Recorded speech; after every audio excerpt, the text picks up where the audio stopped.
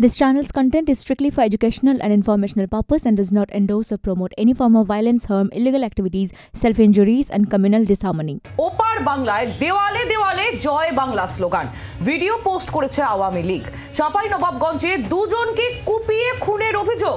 জয় Bangla slogan লেখায় খুন এমনই পোস্ট করেছেন তসলিমা নাসরিন। জয় বাংলা এই শব্দ দুটো রাজাকারদের পছন্দ নয়, সেই কারণেই কুপিয়ে মেরেছে দুই কিশোরকে। এই হত্যাকাণ্ডের কোনো বিচার হবে না, সোশ্যাল মিডিয়ায় পোস্ট করেছেন সাহিত্যিক তসলিমা নাসরিন।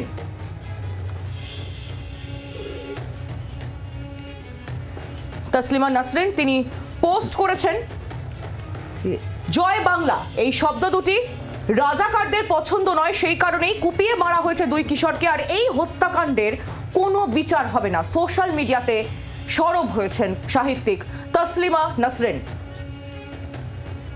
অশান্ত বাংলাদেশ একেবারে আহিলিয়া আওয়ামী লীগের পোস্ট করা ভিডিও আমরা দেখাচ্ছি যেখানে জয় বাংলা লেখা হচ্ছে দেওয়ালে, আর এখানেই চাঁপাইনবাবগঞ্জে দুজনকে কুপিয়ে হত্যা করার ঘটনা যে প্রসঙ্গে এক্স হ্যান্ডেলে পোস্ট করেছেন সাহিত্যিক তসলিমা নাসরিন। তার বক্তব্য, জয় বাংলা এই শব্দ দুটো রাজাকারদের পছন্দ নয়, সেই কারণেই কুপিয়ে মেরেছে দুই কিশোরকে এবং এই হত্যাকাণ্ডের কোনো বিচার হবে না, এমনটাও এক্স হ্যান্ডেলে লিখছেন তসলিমা নাসরিন।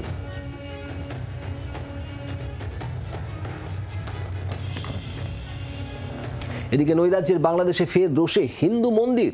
বীরগঞ্জের ঝাড়বাড়ি এলাকা, এখানে একটি মন্দিরে হামলা হয়েছে, ভাঙচুর করা হয়েছে বিগ্রহ। ওপার বাংলার পুলিশের বিরুদ্ধে এই ঘটনায় নিষ্ক্রিয়তার অভিযোগ সামনে আসছে। সোশ্যাল মিডিয়ায় এই পোস্ট শেয়ার করেছেন কলকাতা ইসকনের মুখপাত্র রাধারমণ দাস।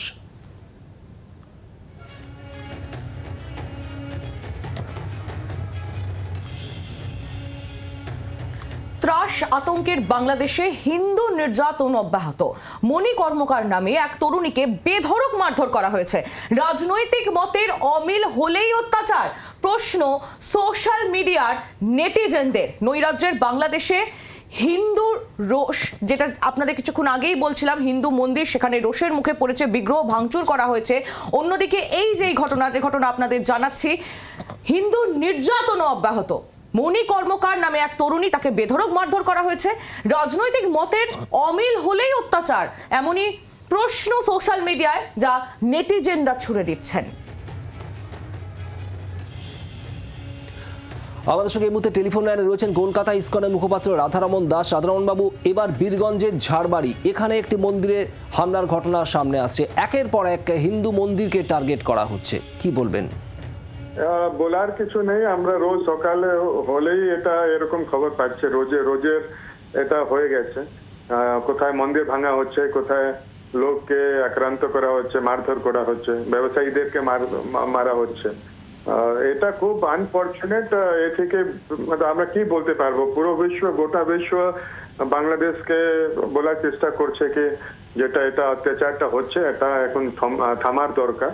তো আমরা এটাই আশা করব কি বাংলাদেশ গভর্নমেন্ট যারা এরকম কাজ করছে ওদেরকে অ্যারেস্ট করবে, আটক করবে, আর এটা এখন থামার দরকার। 100 থেকেও বেশি দিন হয়ে গেছে। রোজ এরকম খবর পেলে কি বলবো, ওখানকার যে মাইনরিটিজ আছে ওরা আতঙ্কে রয়েছে। তো এটাই আশা করি কি এটা থামবে এখন। রাধারমণ বাবু, আপনাকে ধন্যবাদ। কলকাতা ইসকনের মুখপাত্র রাধারমণ দাস আমাদের সঙ্গে ছিলেন টেলিফোনে, এবং এই ধরনের ঘটনার ইতি টানা হবে, এই ধরনের ঘটনার শেষ হবে, এমনটাই আশা করছেন রাধারমণ দাস। বাংলার আওয়াজ, বাঙালির আবেগ, জি 24 ঘন্টা।